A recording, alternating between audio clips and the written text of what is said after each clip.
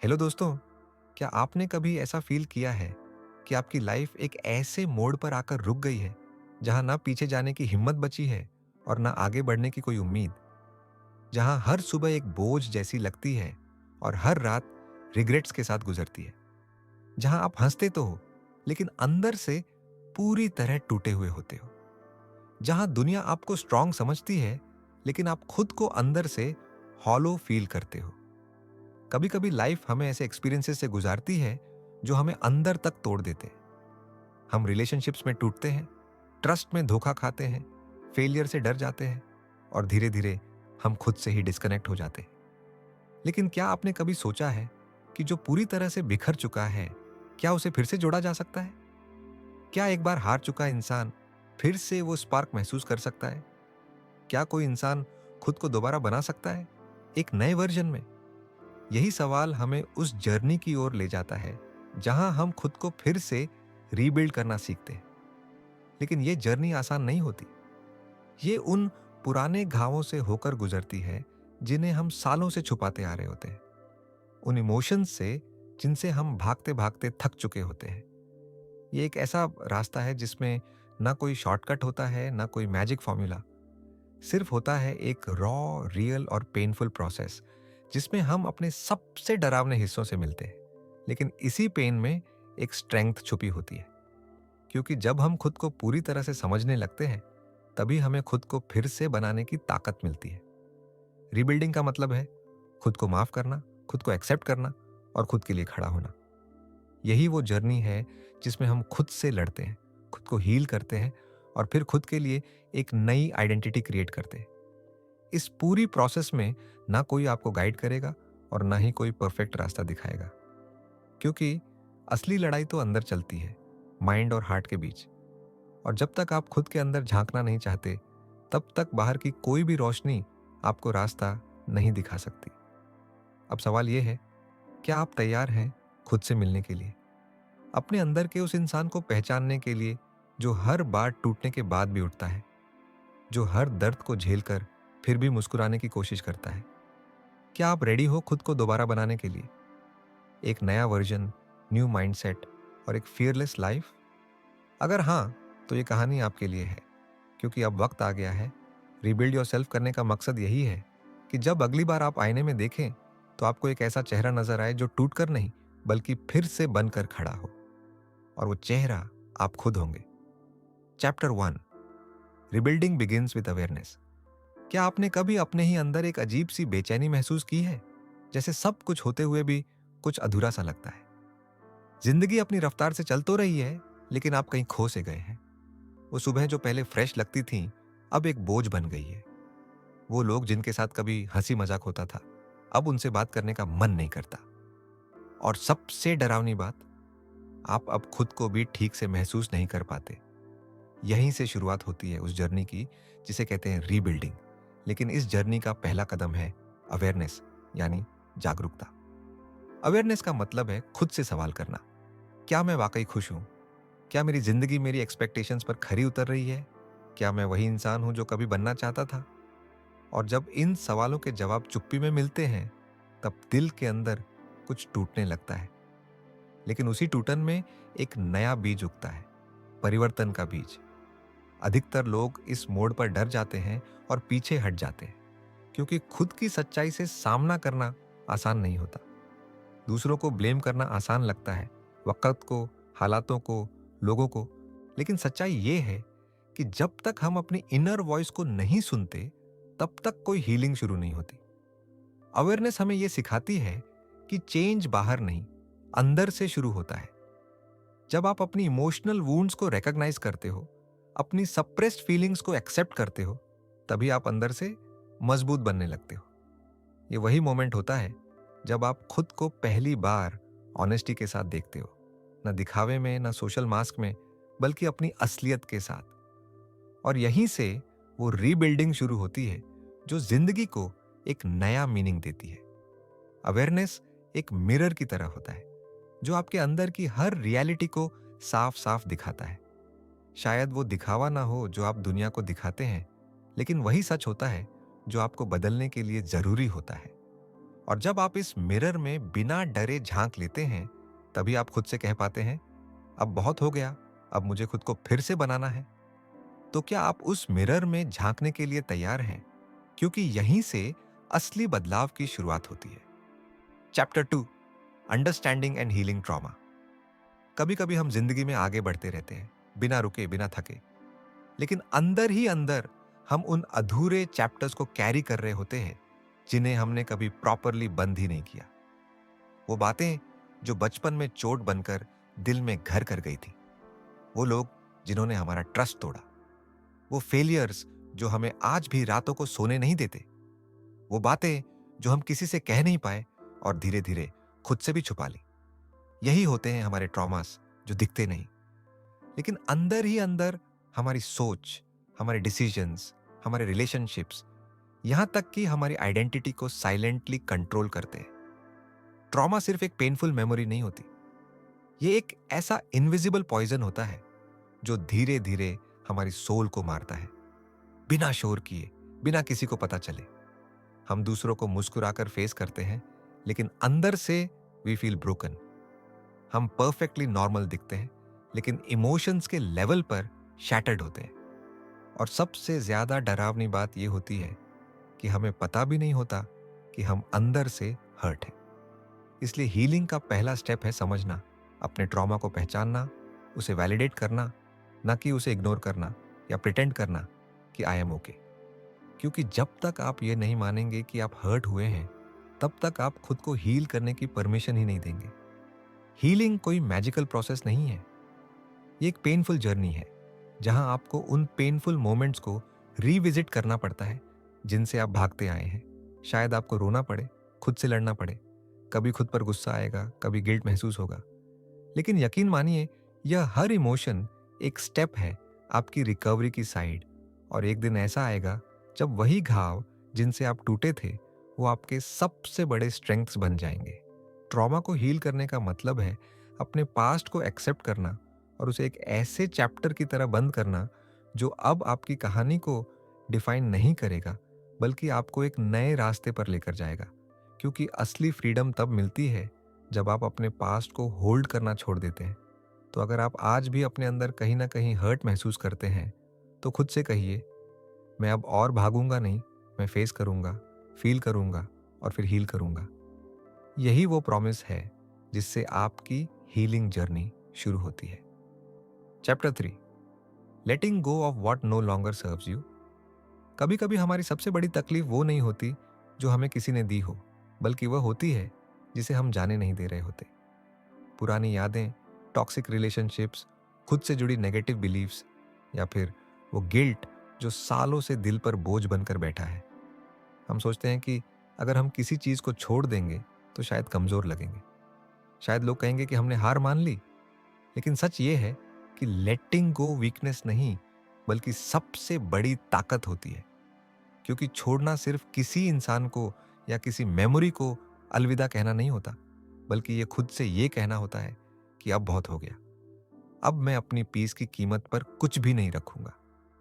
हम अक्सर उस बैगेज को ईयर्स तक ढोते रहते हैं जिसने हमारी इमोशनल एनर्जी को खा लिया होता है। कभी किसी की बातों को भूल नहीं पाते, कभी किसी पुराने धोखे को दिल से निकाल नहीं पाते। और सबसे खतरनाक बात यह है कि हम अपनी वर्थ को उन्हीं एक्सपीरियंसेस से मेजर करने लगते हैं। पर क्या आपको पता है, आपका पास्ट आपकी आइडेंटिटी नहीं है, आपकी गलती आपका फ्यूचर डिसाइड नहीं करती। और सबसे जरूरी बात, कोई इंसान आपकी हैप्पीनेस का मालिक नहीं है। लेटिंग गो का मतलब है खुद को परमिशन देना आगे बढ़ने की, अपने हार्ट से ये कहना कि अब मैं तुम्हारी सुनूंगा, अपने माइंड से ये कहना कि अब मैं कंट्रोल नहीं, पीस चाहता हूं। शायद उस पर्सन को माफ करना आसान नहीं होगा जिसने आपको धोखा दिया था।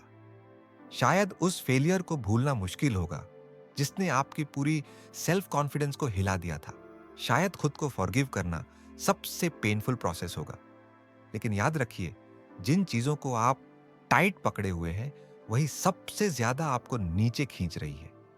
लेटिंग गो का मतलब ये नहीं कि आप वीक हैं, बल्कि इसका मतलब है कि आप अब उस पुराने वर्जन को पीछे छोड़ने के लिए तैयार हैं जो सिर्फ सरवाइव कर रहा था। अब वक्त है थ्राइव करने का। तो अगर आज भी आपके दिल में कोई ऐसा कोना है जहां कोई पुराना दर्द बैठा है, कोई ऐसा नाम है जिसे सुनकर आपकी धड़कनें तेज हो जाती हैं, कोई ऐसी गिल्ट है जिसे आप रोज साइलेंटली कैरी करते हो, तो आज खुद से एक प्रॉमिस करो, मैं उस चीज को जाने दूंगा जो अब मेरी पीस, मेरी ग्रोथ और मेरी जिंदगी के रास्ते में आ रही है। क्योंकि जब आप छोड़ना सीख जाते हो, तभी आप उड़ना शुरू करते हो। Chapter 4, embracing self love. क्या आपने कभी गौर किया है, जब हम किसी से प्यार करते हैं तो उन्हें उनके हर फ्लॉ के साथ अपनाते हैं, उनकी वीकनेसेस को समझते हैं, उनके मिस्टेक्स को माफ करते हैं, लेकिन जब बात खुद की आती है तो हम अपने आप को सबसे कठोर पनिशमेंट्स देते हैं। हम खुद से इतनी एक्सपेक्टेशंस रखते हैं जिन्हें पूरा करना इंसान के बस की बात नहीं होती, और जब हम उन एक्सपेक्टेशंस पर खरे नहीं उतरते तो खुद को ब्लेम करते हैं, जज करते हैं और धीरे धीरे खुद से दूर हो जाते हैं। पर सोचो, अगर आप खुद को प्यार नहीं करोगे तो दुनिया से एक्सेप्टेंस की उम्मीद कैसे करोगे? सेल्फ लव कोई सेल्फिश चीज नहीं है, ये वो फाउंडेशन है जिस पर आपकी पूरी जिंदगी टिकी होती है। जब आप खुद से जुड़ते हो, खुद को समझते हो, तब आप दूसरों से बेटर रिलेशनशिप्स बना पाते हो और अपनी इनर स्ट्रेंथ को अनलॉक कर पाते हो। लेकिन सेल्फ लव का मतलब सिर्फ पॉजिटिव थिंकिंग रखना नहीं है। इसका असली मतलब है खुद को पूरी तरह एक्सेप्ट करना, अपने फ्लॉज के साथ, अपने गिल्ट के साथ, अपने स्कार्स के साथ। जब आप मिरर में खुद को देखते हो, क्या आप उस इंसान को अपनाते हो जो सामने है, या सिर्फ उसकी कमियों को गिनते हो? सेल्फ लव तब आता है जब आप खुद को माफ करते हो उन डिसीजंस के लिए जिनका आपको पछतावा है, उन लोगों को मौका देते हो जिन्होंने आपको हर्ट किया, और उन दिनों के लिए जब आप खुद को स्ट्रांग नहीं रख पाए। ये प्यार उस दिन बॉर्न होता है जब आप खुद से कहते हो, मैं परफेक्ट नहीं हूं लेकिन लवेबल जरूर हूं। जब आप अपनी जिंदगी के हर वर्जन को एक्सेप्ट करते हो, चाहे वह ब्रोकन हो या फाइटिंग, चाहे वह लॉस्ट हो या फिर से बनने की कोशिश में हो। सेल्फ लव का सबसे बड़ा गिफ्ट है फ्रीडम। आप एक्सपेक्टेशन से फ्री हो जाते हो, कंपैरिजन से फ्री हो जाते हो, और सबसे ज़रूरी वैलिडेशन की ज़रूरत से फ्री हो जाते हो। अब आपको किसी से तुम अच्छे हो सुनने की ज़रूरत नहीं होती, क्योंकि अब आपने खुद से कहना सीख लिया है, मैं पर्याप्त हूँ। तो आज थोड़ी देर के लिए दुनिया की बातों को म्यूट करो और अपने दिल की सुनो। क्या वो नहीं कह रहा, मुझे भी थोड़ा प्यार चाहिए तुमसे ही?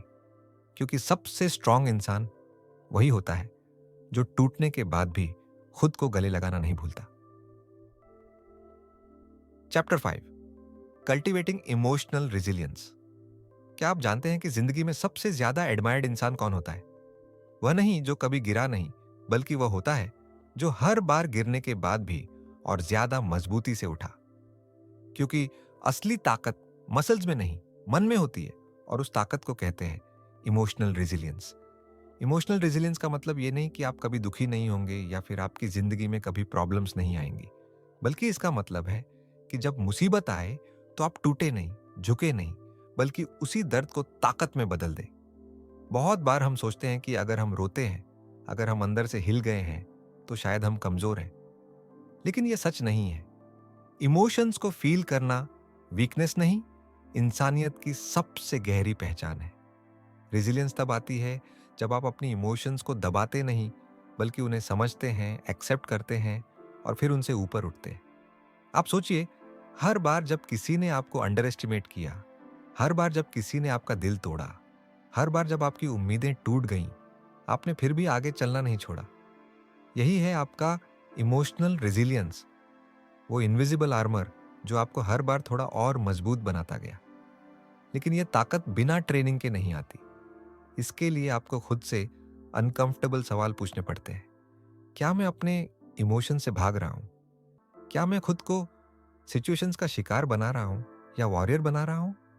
रेजिलिएंट बनना मतलब है फेल होने के बाद फिर से ट्राई करना, लोगों की नेगेटिविटी के बाद भी पॉजिटिव रहना और खुद के अंदर उस रोशनी को जलाए रखना जो बाहर की दुनिया से कई गुना ज्यादा ब्राइट है। रेजिलियंस तब भी होती है जब आपके पास कोई नहीं होता, फिर भी आप खुद को गिरने नहीं देते। जब दुनिया आपको गिव अप कहती है, आप विस्पर करके खुद से कहते हैं जस्ट वन मोर टाइम। तो अगर आज आप किसी मुश्किल दौर से गुजर रहे हैं, अगर अंदर से थक चुके हैं, टूट चुके हैं, तो खुद से बस इतना कहना शुरू कीजिए, मैं हर बार गिरने के बाद उठा हूं और इस बार भी उठूंगा, और पहले से ज्यादा मजबूत बनकर। क्योंकि रेजिलियंस कोई गिफ्ट नहीं है, ये चॉइस है, हर दिन की, हर इमोशन की, हर दर्द के बाद की। और जब आप ये चॉइस रोज करने लगते हैं, chapter 6, setting boundaries and reclaiming power. क्या आपने कभी महसूस किया है कि आप सबकी सुनते सुनते अपनी खुद की आवाज कहीं खो चुके हैं? कि आप हर किसी को खुश करने में इतने बिजी हो गए हैं कि खुद को तकलीफ देना आपको नॉर्मल लगने लगा है? हर किसी की एक्सपेक्टेशंस को पूरा करना, हर ना को हाँ में बदल देना, हर बार खुद को पीछे रखकर दूसरों को आगे रखना, शायद यही आपने सीखा था कि यही प्यार है, यही समझदारी है। लेकिन सच ये है कि जब आप बार बार खुद को इग्नोर करते हैं तो धीरे धीरे आपकी आइडेंटिटी मिटने लगती है, आपकी इमोशनल एनर्जी ड्रेन होने लगती है, और सबसे खतरनाक बात यह होती है कि आप ये मान लेते हैं कि आपकी कोई लिमिट नहीं होनी चाहिए।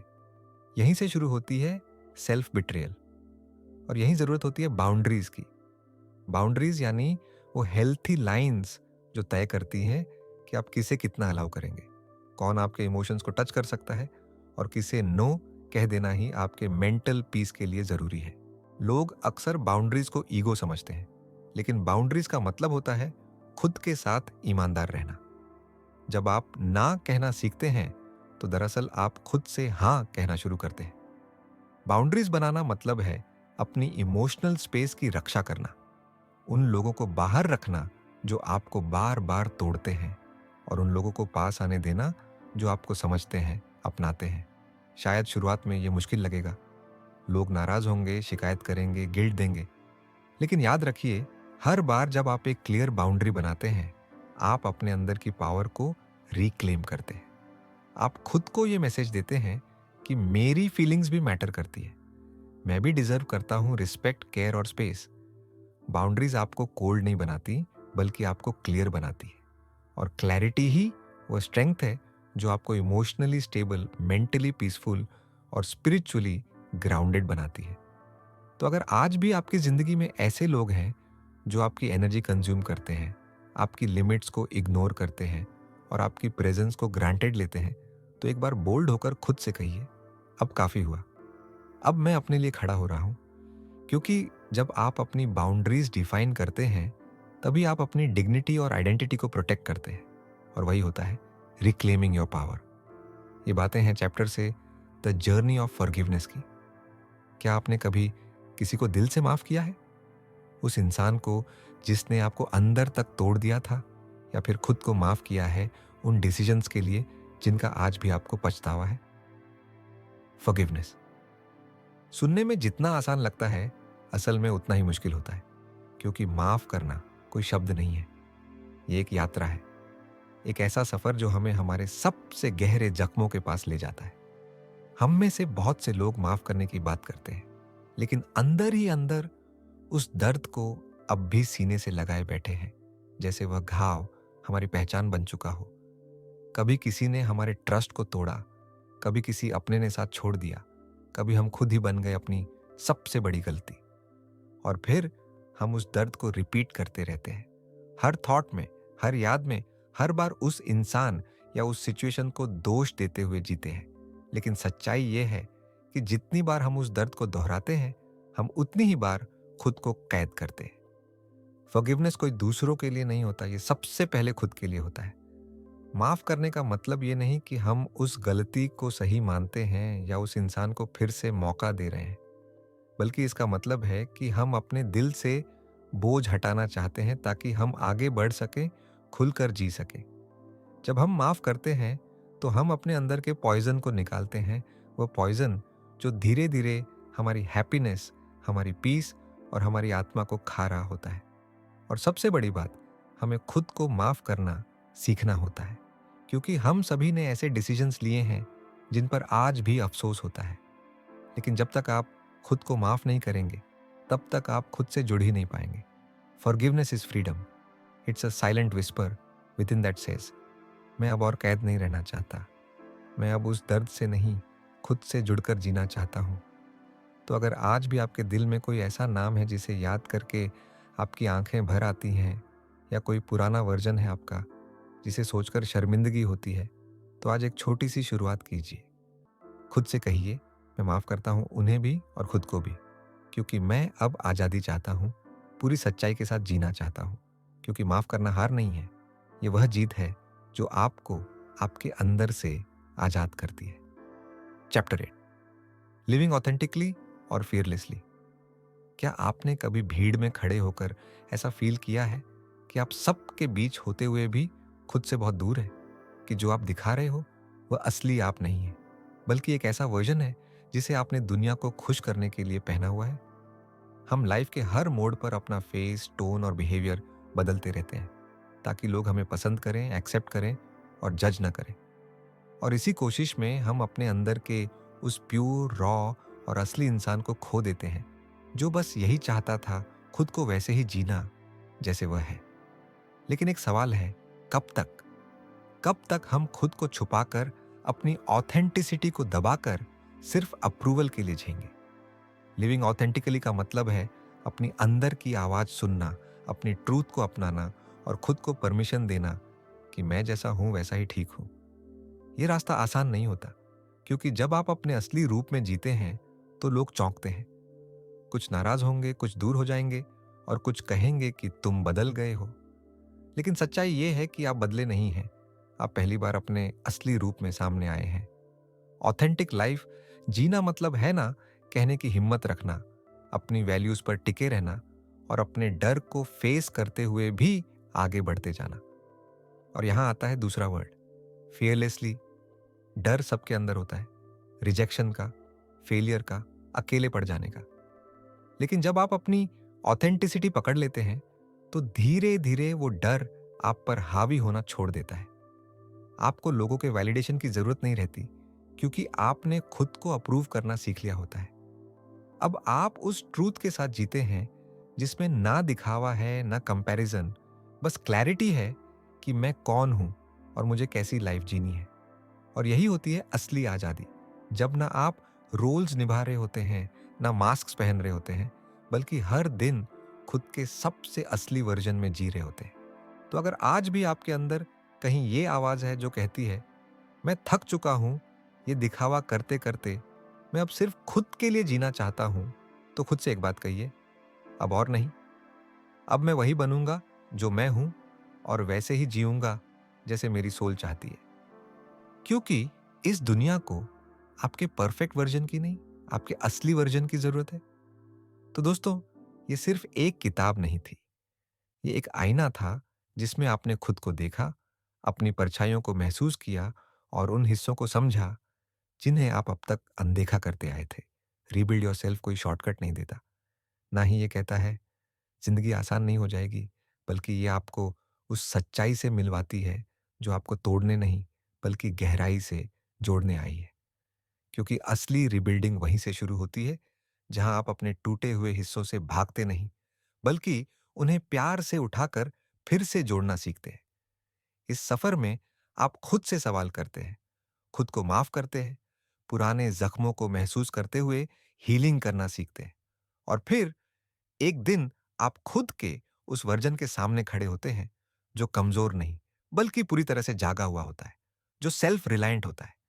यही तो असली सेल्फ ट्रांसफॉर्मेशन है, ना शोर के साथ, ना किसी शो के साथ, बल्कि अंदर ही अंदर चुपचाप एक नई आत्मा का जन्म। तो अगर आप आज इस वीडियो को देखकर थोड़ा भी इंस्पायर्ड महसूस कर रहे हैं, अगर आपके अंदर कहीं ना कहीं वह आवाज फिर से जागी है जो कह रही है, मैं भी खुद को दोबारा बना सकता हूं, तो समझ लीजिए आपका पहला कदम शुरू हो चुका है। अब बस रुकना नहीं है, ना पीछे देखना है, ना खुद पर डाउट करना है। अब हर दिन, हर थॉट, हर डिसीजन को उस नए वर्जन के हिसाब से जीना है जो अब सिर्फ सरवाइव नहीं करेगा, बल्कि शाइन करेगा। अगर आपको ये वीडियो दिल से पसंद आया हो तो इसे लाइक जरूर करें और कमेंट में लिखें, I choose to rebuild myself, ताकि हम जान सकें कि आप भी इस पावरफुल जर्नी का हिस्सा हैं। और अगर आप ऐसे ही इमोशनली डीप, इंस्पायरिंग और लाइफ चेंजिंग किताबों का सार समझना चाहते हैं, तो बुकपीडिया को जरूर सब्सक्राइब कीजिए, क्योंकि अगली किताब और अगला बदलाव शायद आपकी जिंदगी का अगला टर्निंग पॉइंट बन जाए। मिलते हैं अगले वीडियो में। तब तक याद रखिए, जो खुद को दोबारा बना सकता है, वह ज़िंदगी को भी नए सिरे से जी सकता है।